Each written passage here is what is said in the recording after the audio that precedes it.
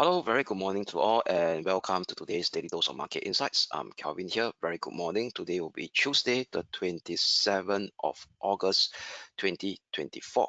So, welcome to today's Daily Dose of Market Insights. So, before we start our daily dose, as usual, let's have a quick look at the disclaimer first. All right, leverage trading carries a high degree of risk and may not be suitable for everyone. Losses can exceed deposits. This presentation is not an offer or solicitation to buy or sell, nor financial advice or recommendation for any investment product, as well as any forecast, prediction, or projection in this presentation is not necessarily indicative of the future or likely performance of the product. This advertisement has not been reviewed by the Monetary Authority of Singapore. All right, so as usual, before we jump straight into the short-term intraday technical outlook on the major cross-asset classes ranging from the major US dollar pair, the major stock indices, and as well as two key commodities market, i.e. gold XAU/USD and West Texas crude oil, let's have a recap what has taken shape yesterday in terms of the market dynamics, followed by the medium-term intermarket correlation that I will share with you all later on. All right, so what has yesterday's performance in terms of the cross asset classes has been rather muted, because in terms of key economic data release, there was a very light economic calendar yesterday. No key economic data releases in terms of the major developed markets. US pretty much quiet except for US durable goods, but that doesn't really actually shock the market.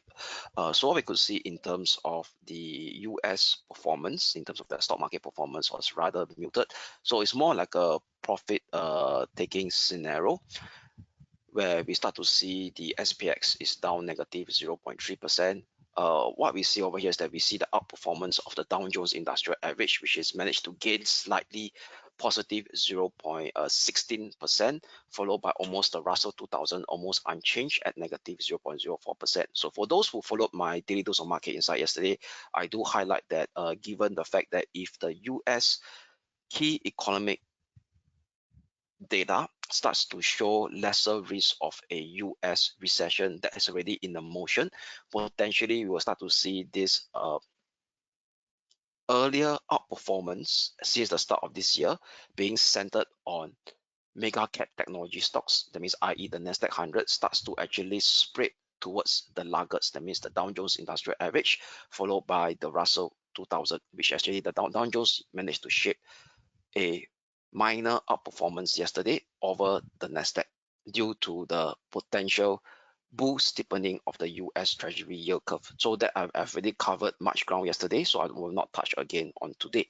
So what you could see over here is that what actually causes the Nasdaq to actually underperform yesterday was due to the sell-off, I would say not sell-off, due to a lackluster drag on the semiconductor stock yesterday, led by NVIDIA and AMD. So what we could see is a very deep rate underperformance of the semiconductor sector, primarily driven by NVIDIA that sold off negative 2.25% and AMD negative 3.2%, followed by AVGO.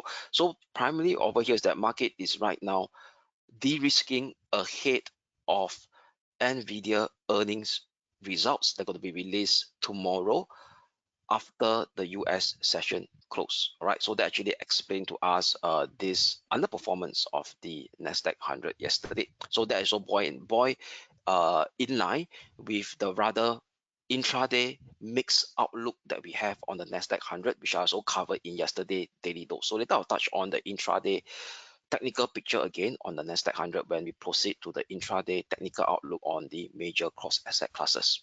All right, so another particular news flow that is supporting oil prices is due to the Middle East tension right now. And right now, the East Libya government actually deciding to actually halt sales of their oil supply, okay, in line of this reiteration of Israel that actually have a preempt attack on Hezbollah.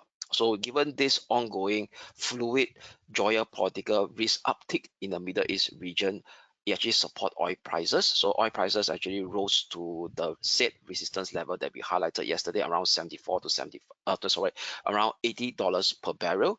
That's on the West Texas crude oil. So what's going to happen West Texas crude oil next from a technical analysis perspective? Later I'll touch on also on a short-term intraday outlook. All right, so a bit of teaser. We know that price action don't go vertical up; they actually oscillate within a trend. All right, so from a medium-term perspective, oil prices should remain supported at its key medium-term range support level, which we're going to touch on later on the technical outlook. All right, towards the end of our session, the little session. Okay, then other than that, these are actually the key, we call it, we call it key events and its relation to the broad-based cross asset classes that took shape yesterday. All right. So before we jump straight into the short-term intraday technical outlook, let me share with you one medium-term intermarket dynamics that is playing out right now that could be impacting the gold price over here. Okay, where is it? Yep, this particular chart. So in this particular chart over here, at the bottom of the chart is the gold price. All right, so I could see the gold price XAU/USD since the low of October last year, it's been trading in a major uptrend phase, and also within its major uptrend phase so far since 4th of July this year, it managed to trade above its rising 50-day moving average, and also trading above the median line of this major ascending channel. So what it means that current price action right now is evolving in a medium term uptrend within its major uptrending phase. All right. Currently, can this medium term uptrend be supported? We look at the intermarket dynamics. All right. So based on the intermarket dynamics over here, what I did is to plot a overlay of the US 10-year Treasury real yield. So we know that yield can be broken down into nominal and real yield. So the real yield actually indicates to us the actual opportunity cost, the real opportunity cost of holding gold in the long term. What do I mean by that? We know that if we were to actually hold gold in a long-term basis, we do not yield any interest income on gold. Why? Because gold is not like a stock or a bond. That means they don't give us dividend, they don't give us interest income. At most, it actually gives us only potential price appreciation for gold. All right. So in terms of for gold to actually see further price appreciation, it got to compete with other financial asset classes, like for example, a stock that produce dividend, or similarly to a bond that produce fixed income. All right. So the only way to actually see fixed income earning assets that actually they will peg according to the real US Treasury yield as one of their benchmark. So if you look at the current US 10-year Treasury real yield, it continues to actually inch downwards below a key medium-term resistance zone of 2%/2.07%. And since the breakdown of this 2% over here, we realize that it actually coincides with this ongoing impulsive medium-term up move within its medium-term uptrend phase over here, right? Since 15th of July 2024, ever since the breakdown of that 2%. And recently there was a retest of it on 25th of July, where the price action of gold managed to slip down, but managed to be held exactly right at the median line of this major ascending channel and its upward sloping 50-day moving average as well, as we go over here. All right, and right now, what we could see is that the price action on the US 10-year Treasury real yield is inching downwards to retest a major support at 1.62%, which is currently the swing low area of December last year and early February 2024. And price action looking to actually seek a retest of it. So if we start to see a breakdown below 1.62%, it will see a continuation of this US 10-year Treasury real yield inching downwards to seek a test on the next support level at 1.38%. So when that potentially happens, i.e., it could actually further support this ongoing medium-term uptrend that is still inherent in gold XAU/USD. All right. So based from a intermarket dynamics, that means I look into account of the price action on gold in relation with this ongoing downward trend trajectory that is being played out in the US 10-year Treasury real yield. It seems to us from a medium-term perspective, the price action of gold is still skewing towards more on the bullish side rather than the start of a potential bearish reversal in gold price. That means, i.e., gold could actually stage further potential fresh all-time high. But bear in mind, this is a weekly chart. Right, this is a okay, this is a daily chart, not which this is a daily chart over here. That means during the intraday basis, there could be some form of minor corrective pullback that could take shape in gold, which I will cover in my daily dose of market insights on a daily basis on the short-term intraday technical outlook. But from a medium-term horizon for gold price, the odds is still skewed towards the bullish side of the narrative based on the current intermarket dynamics that I'm going to share with you all right now in your screen. Right, taking into comparison with the lowering of that US 10-year US Treasury real yield, potentially lower down the opportunity cost of holding gold, which in turn supports this ongoing medium-term and major uptrend phase in gold price right now. That is XAU/USD. All right. So with that, today this will be the today's intermarket dynamics that I'll share with you for today's daily dose of market insights.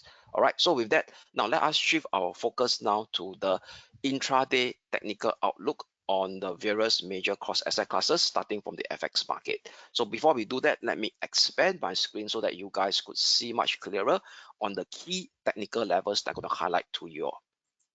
All right, great. Now let us now focus on the FX market. Okay, starting with the euro dollar. All right, so for those who follow our daily dose of market insights, euro dollar yesterday we do expect a minor pullback. We in is minor ascending channel that is still intact since the low of 1st of August this year.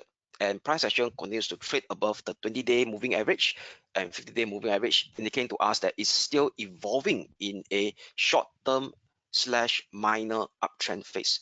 So with that, since price action has already hit the first resistance zone, the pullback zone, and managed to stage a bounce yesterday, all right, right now, in fact, even doing Asia session as well, as this 1.11 slash 1.1130 1.1160 slash 1.1160 zone, we will still maintain our short-term intraday bullish bias on the euro dollar using 1.11 figure level as my short-term pivotal support level. We're so confident with the lower limit of this minor ascending channel that I drew from the low of 1st of August. So as long as 111 figure level short-term pivotal support holds, still maintain our short-term intraday bullish bias on the euro dollar.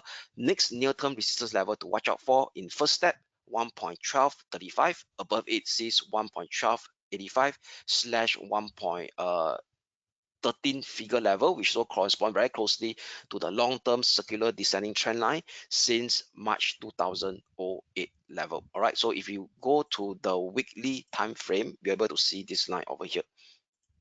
Okay, this line, okay, that I drew from the high of March 2008, which is going to act as a resistance pretty soon at the 1.11 1.13 figure level, which I highlighted earlier. So only an hourly close and a breakdown below 111 figure level will invalidate the short-term intraday bullish bias that we have on the euro dollar to shape a much more minor, deeper corrective pullback or decline to expose the next near-term support level at 110.15, followed by 110 figure level, which correspond to the rising upward sloping 20-day moving average as well. Okay, that sum up for the euro dollar. Let us now focus our attention next to the sterling pound. The cable yesterday we also mentioned there could be a risk of a minor pullback from last Friday minor swing high area at this level over here. Let me highlight it in red.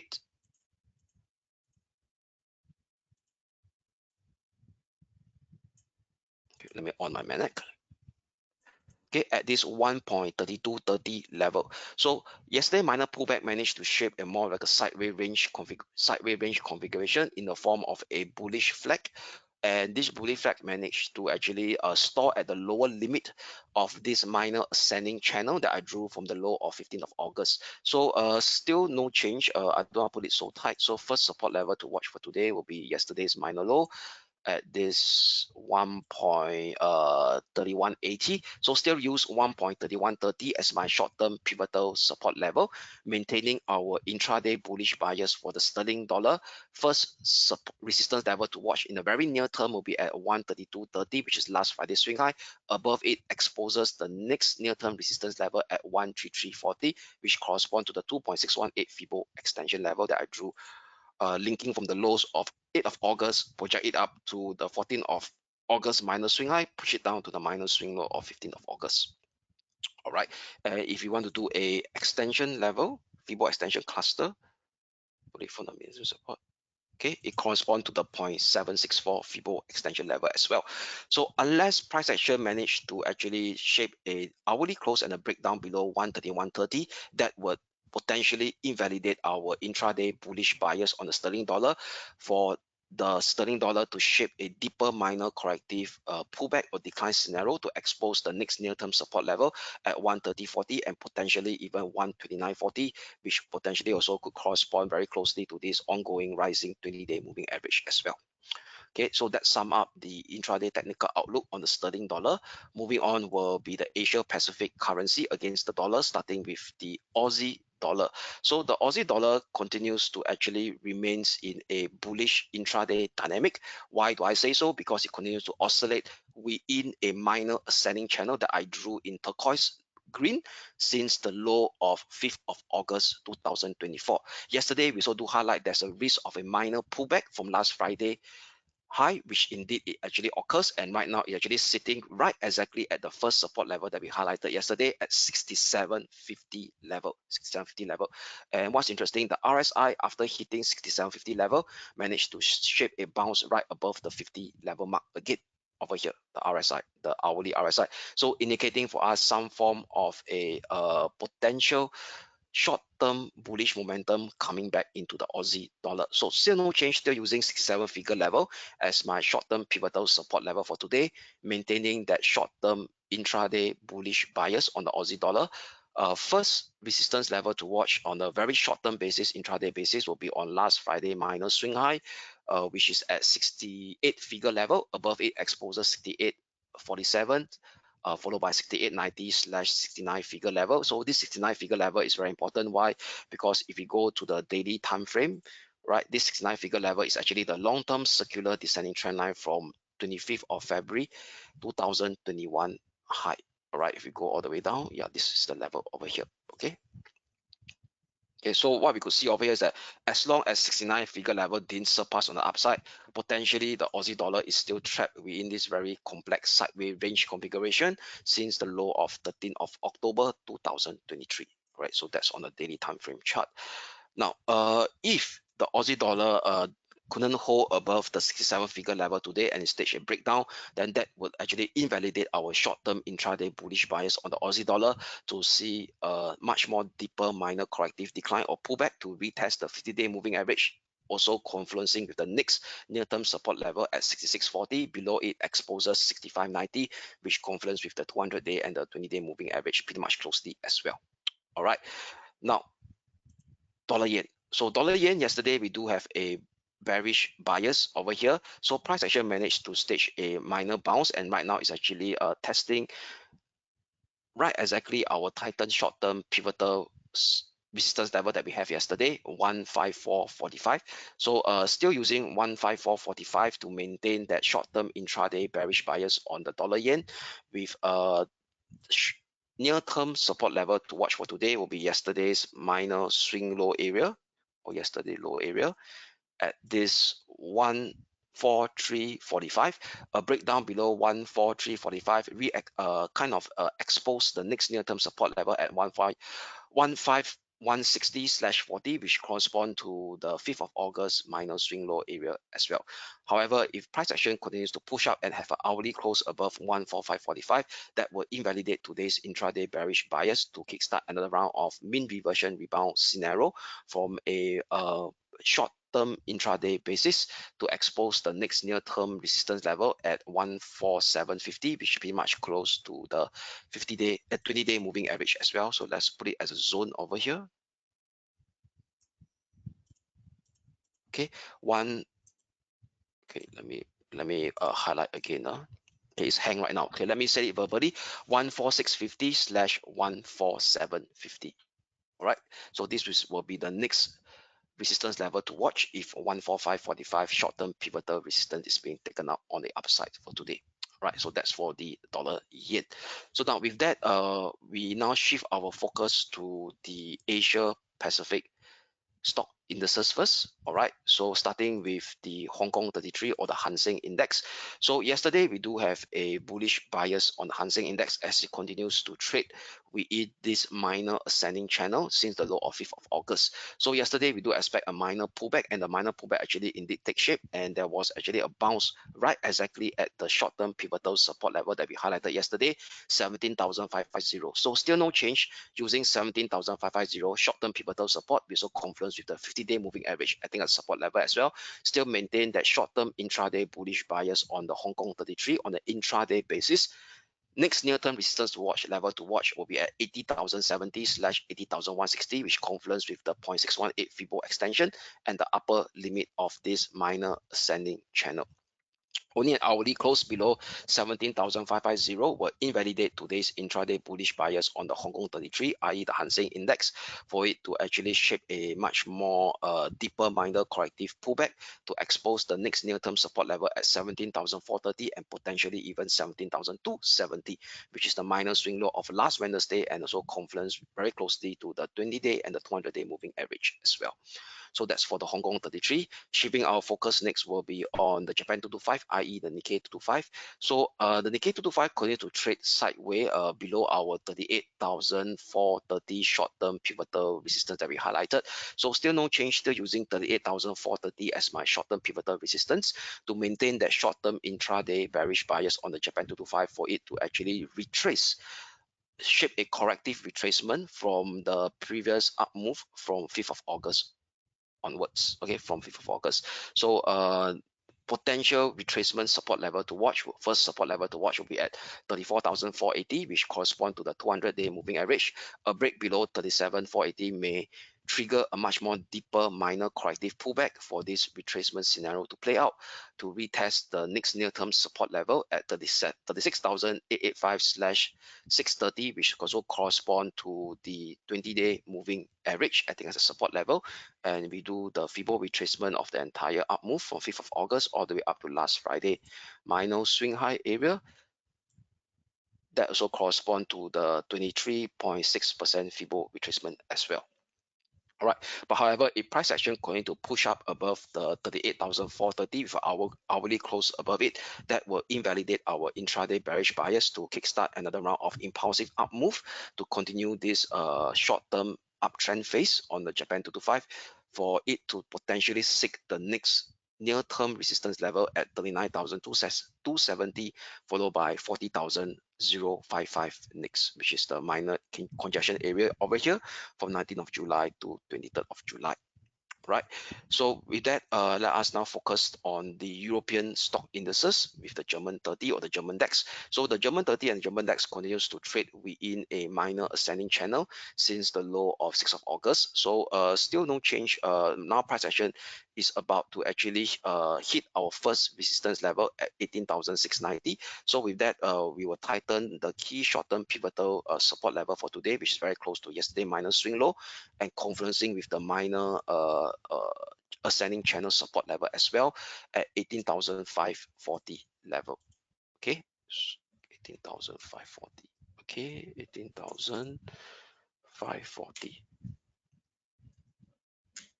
Okay, so using 18,540 as my tighten key short-term pivotal support level for today on the German 30, still maintain that short-term intraday bullish bias. Above 18,690 exposes the next near-term resistance level at 18,800 and potentially even seeking a retest at the current all-time high area at 18,935/19,025 next, which correspond to the upper limit of this minor ascending channel that I drew from the low of 6th of August. Only a hourly close below 18,540 will invalidate today's intraday bullish bias to trigger a minor corrective pullback scenario to expose the next near-term support level at 18,350 over here. Let me put it in writing, 18,350.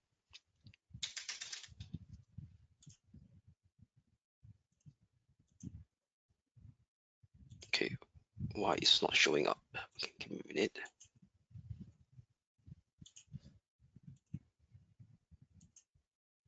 Okay, 18,350. Okay, so below 18,350 potentially exposes a next near-term support level to see a deeper corrective pullback towards the next support level at 18,040, will also correspond to the 20-day moving average. Right, so that's for the German 30.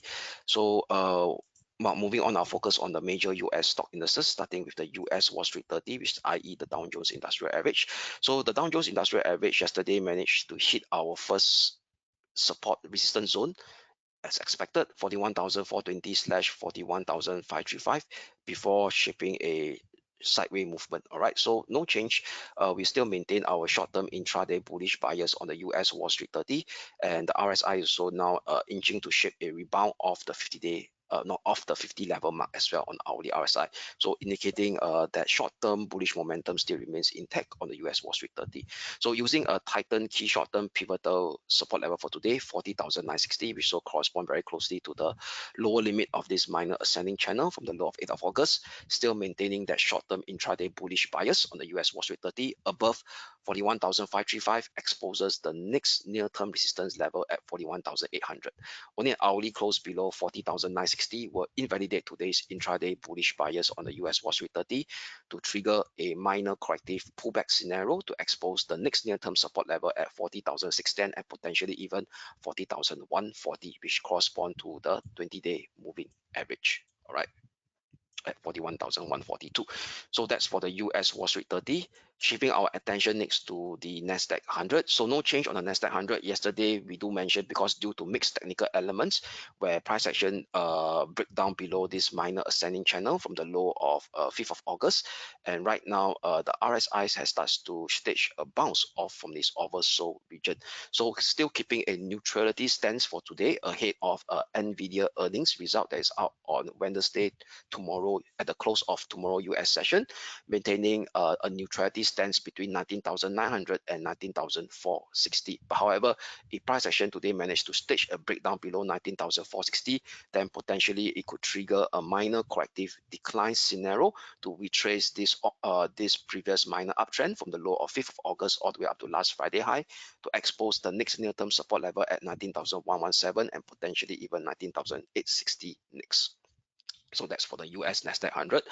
And now moving our focus will be the commodities market, starting with gold XAU/USD. So gold XAU/USD yesterday managed to shape another push up and almost retest the current all-time high area on that was printed on last Tuesday, which is our resistance at 2,532 level before shaping a pullback during the US session and into today's Asia session. So no change. In between will be just minor support level. All right, minor support level because it's not very significant. All right, so the first support level to watch out for will be over here, okay, at 2,500, also psychological level, but key short-term pivotal support will remains the same at 2,473. Why? Because it confluence with key elements. Firstly, a rising 20-day moving average.